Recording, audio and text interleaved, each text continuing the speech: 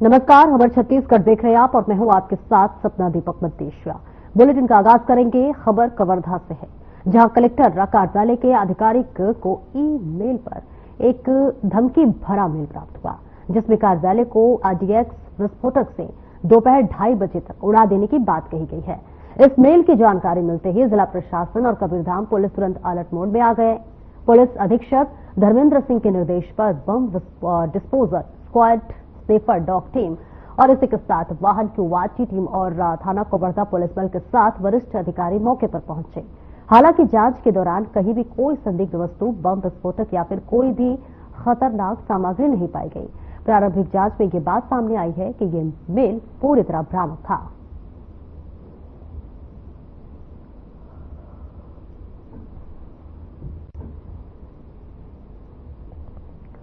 तो ये तस्वीरें आपको दिखा रहे हैं, जहां पर कलेक्टर कार्यालय को देखिए उड़ाने की धमकी दी गई और जैसे ही मेल के जरिए ये धमकी मिली थी और जैसे ये धमकी जो है पता चली, वैसे ही अफरा तफरी मच गई और इस बीच लगातार सभी जो है अधिकारियों ने मीटिंग की और इस बीच डॉग स्क्वाड टीम को भी बुलाया गया, उड़न दस्ता को भी बुलाया गया और लगातार देखिए अलर्ट मोड पर सभी नजर आए और सभी जो है हाई अलर्ट पर इसे चेकिंग किए। लेकिन जब पता चला कि ये एक भ्रामक मेल है, उसके बाद सभी ने राहत की सांस ली। फिलहाल आपको ये तस्वीरें दिखा रहे हैं, जहां कलेक्टर कार्यालय को दोपहर 2:30 बजे तक उड़ाने की धमकी दी गई है और आरडीएक्स से उड़ाने की धमकी मिली थी।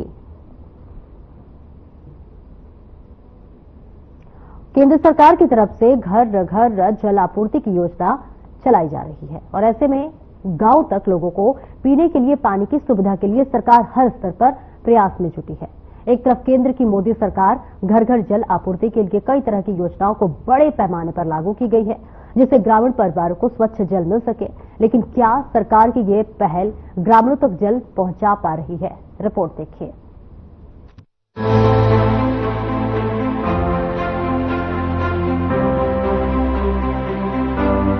केंद्र सरकार ने हर घर नल हर घर जल योजना के तहत एक अच्छी पहल शुरू की है। ग्रामीण क्षेत्रों में नल के माध्यम से घर घर जल आपूर्ति की योजना के तहत ग्रामीणों को साफ पानी मुहैया कराने में सरकार जुटी है। सरकार की तरफ से कोशिश की जा रही है कि लोगों को घर पर ही साफ पानी पीने को मिले, लोगों को पानी के लिए कड़ी मशक्कत न करना पड़े। सरकार की तरफ से जारी जल जीवन मिशन जो बड़े पैमाने पर लागू की जा रही है, जिससे हर ग्रामीण परिवार को स्वच्छ पेयजल मिल सके। हालांकि कई जगहों पर ग्रामीणों तक पानी की आवाजाही या जल कनेक्शन की सुविधा सही तरीके से नहीं पहुंच पा रही है, जिससे ग्रामीण पानी की समस्या से जूझ रहे हैं। वो तो डाल के कई साल हो रहा है, एक बूंद पानी भी नहीं आ रहा है। मन कब आपके घर घर में फिट किए हैं? तो 2-3 साल हो रहा है। तो आप लोगों का घर में पानी मिल नहीं आ रहा है? नहीं आ रहा है। तो फिर कोई अधिकारी वगैरह जानकारी इससे संबंधित अधिकारी आए थे? कोई नहीं आए। तो क्या चाह रहे हो अभी? अब पानी आना है हम लोगों को, आना है। हमारे मोहल्ले में लगा है नल मन, अभी तक पानी नहीं मिला है। मेरे मोहल्ले में सबके घरों में नल लगा है, अभी तक तो पानी नहीं आ रहा है। पानी तो मोटा रहे घर में। इस वक्त मैं ये जो देख पा रहे मेरे पीछे, ये जो केंद्र सरकार का नल जल योजना के योजना जमीन स्तर में किस तरह चल रही है, इसके बारे में आपको बताना चाहूंगा। ये जो देख पा रहे जो नल लगा हुआ है, जिस प्रकार यहाँ के ग्रामीण स्थानीय ग्रामीण बता रहे हैं कि ये लगकर कम से कम 2 से 3 साल हुआ, लेकिन इन्हें आज तक घर में नल के माध्यम से जल पहुंचाया नहीं जा रहा और न पानी मिल रही है। जो केंद्र सरकार की इतनी अच्छी योजना घर घर नल के माध्यम से प्रत्येक घर में पानी मिल देने के लिए जो योजना लाई है, लेकिन उस योजना का जो इस कार्य के संबंधित अधिकारी के साथ जो ठेकेदार है, बड़ी तादाद पर भ्रष्टाचार कर रहे हैं। लेकिन ये जो योजना है, इतनी लाखों रुपए व्यय किया जा रहा है घर घर में पानी छोड़ने के लिए या पहुंचाने के लिए, लेकिन इस योजना को इस कदर जमीन में लुप्त कर रहे हैं।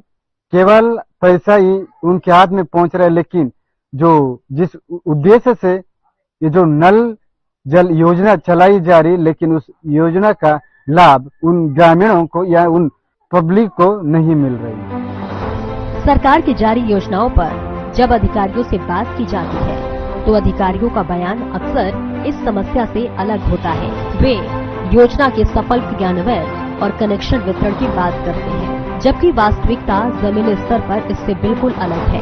ग्रामीणों को पानी की नियमित और अपर्याप्त आपूर्ति नहीं मिल रही है, जिससे ग्रामीण पानी की समस्या से जूझ रहे हैं। अपने विभाग द्वारा ये जो काम है 2022-23 में चालू हुआ था, इसमें 33 परिवार हैं। 33 परिवार को एक विद्युत स्ट्रक्चर के माध्यम से हर घर में पेयजल व्यवस्था करना था। तो हम लोग 2024 को यहाँ पूरा हम लोग हर घर में नल कनेक्शन देने के बाद वाटर सप्लाई चालू किए और 6 महीना ठेकेदार द्वारा वहां टेस्टिंग करने के उपरांत 13/6/2024 को पंचायत को हैंड ओवर किया गया है। और जब हम हैंड ओवर किए थे उस समय सभी घरों में 23 परिवार में पानी मिल रहा था। अब ये जो नहीं मिल रहा है या तो पावर पंप खराब होगा या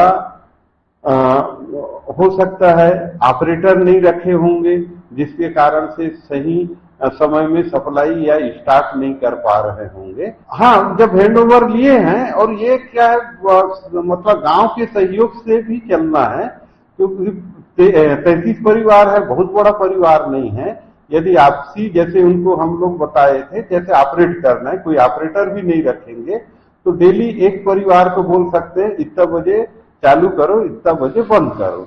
और कभी कभी क्या है, एक आध छोटा मोटा भी लीकेज होने से भी उन लोग संधारण कार्य नहीं करते। और कभी कभी हमको सूचना देने से हमारे विभाग द्वारा छोटा मोटा मान लो संधारण की आवश्यकता पड़ता है तो विभाग द्वारा भी संधारण कार्य किया जाता है। आपके माध्यम से पता चला है तो हम कल एक बार इसका निरीक्षण करते हैं। यदि इसमें कोई तकनीकी त्रुटि होगा हम सचिव सरपंच को निर्देश देंगे। तो आपने इस रिपोर्ट में देखा कि सरकार हर घर नल हर घर जल का स्कीम लेकर आई है ताकि ग्रामीणों को स्वच्छ जल मिल सके, लेकिन मामला बिल्कुल विपरीत है। आज भी ग्रामीण पानी की समस्या से जूझ रहे हैं। आज भी ग्रामीण क्षेत्रों में पानी की आपूर्ति नहीं हो रही है। अब सवाल ये है कि कब तक ग्रामीण पानी की समस्या से परेशान होंगे? आखिर कब तक अधिकारी इस समस्या को नजरअंदाज करेंगे? Bureau report.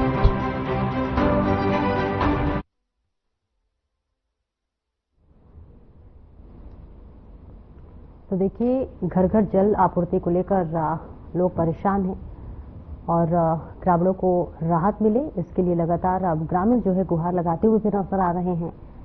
इसी के साथ साथ हालांकि सरकार की तरफ से लगातार इन बातों को भी ध्यान में रखा जा रहा है कि कोई भी जो घर है वो हर घर में नल जल होना चाहिए, जिसके लिए लगातार अब ग्रामीण जो है वो कई तरह की दिक्कतों का सामना कर रहे हैं।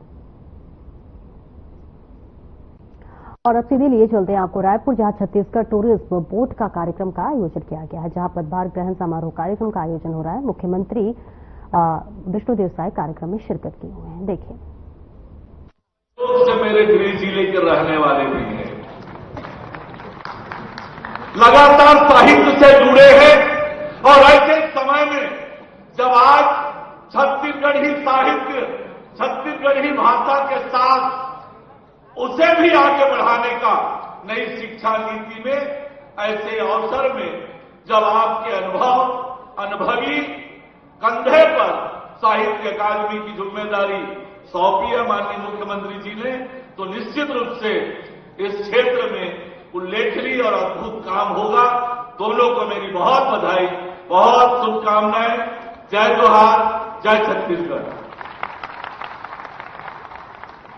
आपके सारगर्भित उद्बोधन के लिए बहुत बहुत धन्यवाद माननीय उप मुख्यमंत्री श्री अरुण साव जी।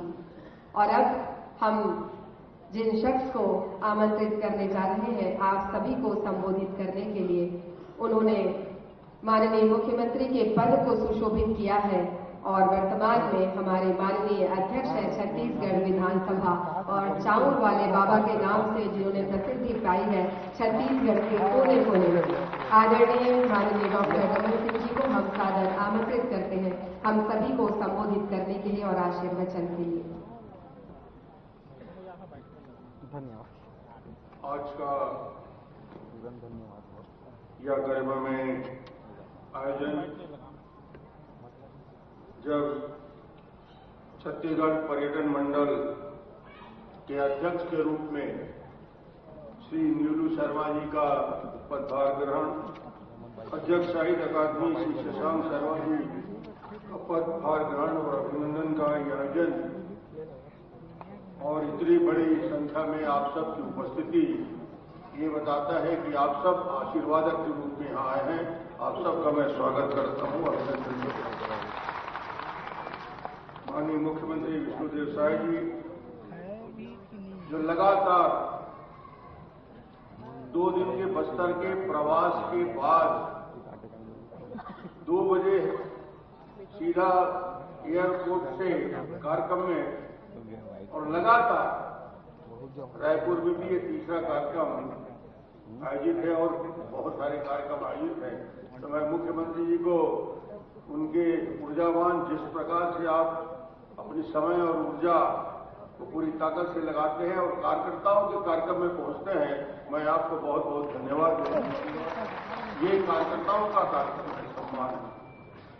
यहाँ उपस्थित हमारे प्रदेश अध्यक्ष किरण देव जी, उप मुख्यमंत्री अरुण साव जी, माननीय सांसद ब्रजमोहन जी, पूर्व सांसद अशोक शर्मा जी, राजनांदगांव के हमारे वरिष्ठ नेता खूबचंद जी, महापौर राजनांदगांव मधुसूदन जी, सांसद दुर्ग विजय बघेल जी, सभी मंत्रीगण, विधायकगण, निगम मंडल के सभी अध्यक्ष और पूरे छत्तीसगढ़ से आए हुए आज इस कार्यक्रम में सभी कार्यकर्ता बंधु, मुझे सबसे ज्यादा प्रसन्नता इस बात का है कि आज जिस व्यक्ति को पर्यटन मंडल निगम का अध्यक्ष का दायित्व हम सबने सौंपा, वो न केवल मेरे विधानसभा का है, मेरा प्रिय है, बल्कि उसको स्कूल और कॉलेज में काम करते हुए मैंने देखा है।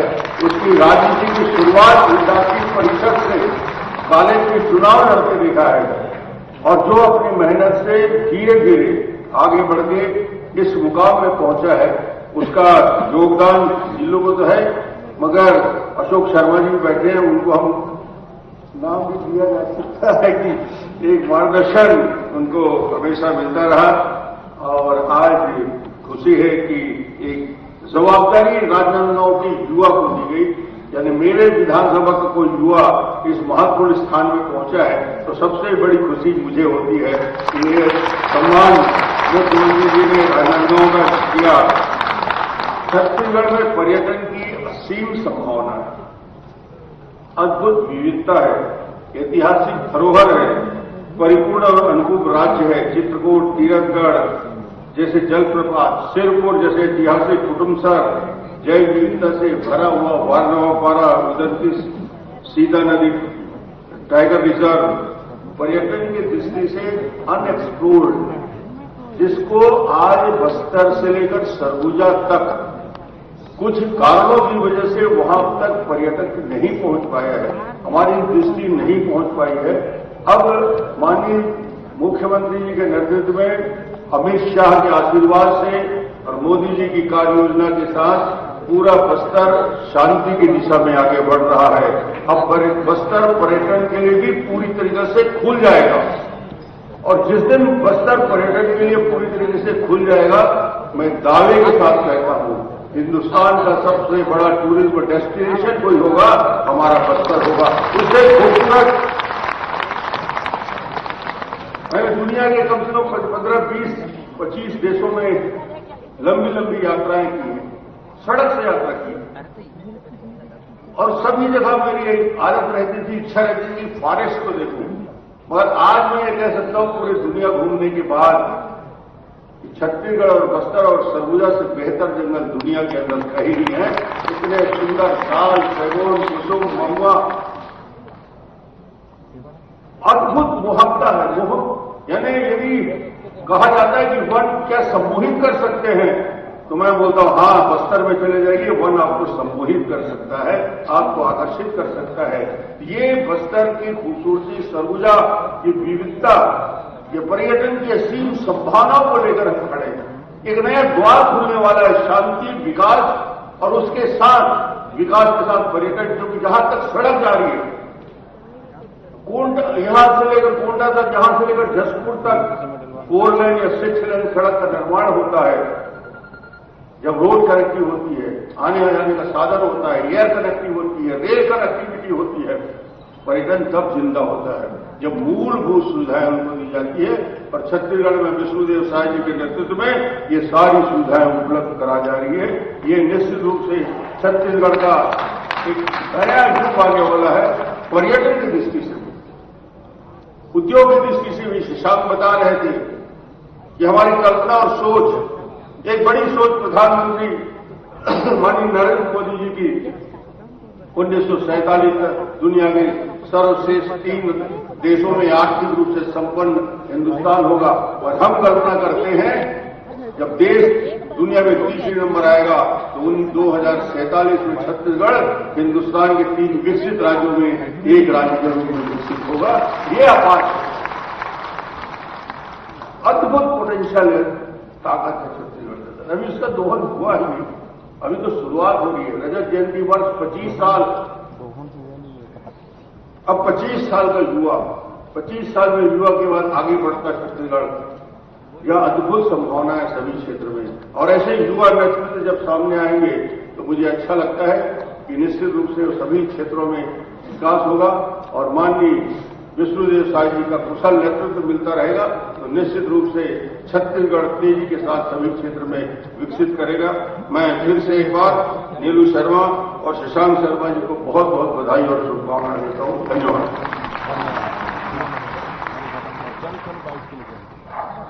छत्तीसगढ़ के पर्यटन के प्रति आपकी दृष्टि, आपकी दूरदृष्टि, माननीय अध्यक्ष छत्तीसगढ़ विधानसभा, ये शुभ संकेत है छत्तीसगढ़ के पर्यटन के चहुमुखी विकास की ओर। और हम सभी आपको यकीन दिलाते हैं कि छत्तीसगढ़ के पर्यटन को विकसित करने में, देश और दुनिया में बगराने में हम कमर कसकर तैयार रहेंगे माननीय अध्यक्ष श्री नीलू शर्मा जी के मार्गदर्शन में।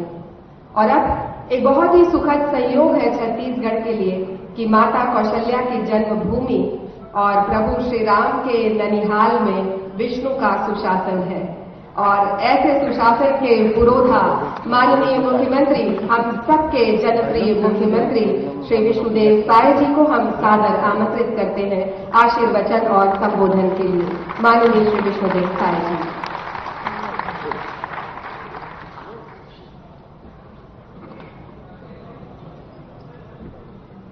बोले भारत माता की, भारत माता की, छत्तीसगढ़ महतारी की, छत्तीसगढ़ महतारी की। आज छत्तीसगढ़ विकास बोर्ड के नवनियुक्त अध्यक्ष श्री नीलू शर्मा एवं साहित्य अकादमी के नवनियुक्त अध्यक्ष श्री शशांक शर्मा, दोनों के इस पदभार ग्रहण समारोह में हम लोगों के बीच मंच में विराजमान हमारे प्रदेश के पूर्व मुख्यमंत्री, जिन्होंने अपने 15 साल के शासन के कार्यकाल में छत्तीसगढ़ का चहुमुखी विकास किया, चावल वाले बाबा के नाम से विख्यात हुए, ऐसे विधानसभा के अध्यक्ष आदरणीय डॉक्टर रमन सिंह जी, हमारे प्रदेश के डिप्टी सीएम श्री अरुण साव जी, हमारे सभी मंत्रीगण, सांसदगण, विधायकगण, हमारे निगम मंडल के अध्यक्षगण, हमारे दोनों अध्यक्ष नीलू शर्मा, शशांक शर्मा, मंच में विराजमान सभी अतिथिगण और इस समारोह में उपस्थित हमारे सभी देवतुल्य कार्यकर्ता भाई बहनों, हमारे दोनों विभाग के अधिकारीगण और प्रेस के मित्रों, सबसे पहले मैं दोनों अध्यक्ष को बहुत बहुत बधाई देता हूं, शुभकामनाएं देता हूं। पर्यटन विकास बोर्ड के चेयरमैन नीलू शर्मा जी को और साहित्य अकादमी के चेयरमैन श्री शशांक शर्मा जी को बहुत बहुत बधाई और शुभकामनाएं देता हूं। उनके नेतृत्व में हमारा पर्यटन विकास बोर्ड भी और साहित्य अकादमी भी आगे बहुत मजबूती के साथ विकास करेगा। और जैसा नीलू शर्मा जी जो छात्र नेता से जिन्होंने अपनी राजनीति शुरू की है, विद्यार्थी परिषद फिर पार्टी संगठन में, और जो भी दायित्व अभी तक उनको संगठन की तरफ से भी जहां की जिम्मेवारी सौंपी गई है, उन्होंने बड़ी गंभीरता से जिम्मेदारी पूर्वक उसको निभाया है। एक लंबा अनुभव है। निश्चित रूप से उनके मार्गदर्शन में हमारा ये पर्यटन विकास बोर्ड बहुत आगे विकास करेगा। और जैसा डॉक्टर साहब ने भी कहा और आप सबको भी मालूम है कि छत्तीसगढ़ में पर्यटन की अपार संभावना है। सरगुजा से लेकर बस्तर तक, जसपुर तक भी अपार संभावना है।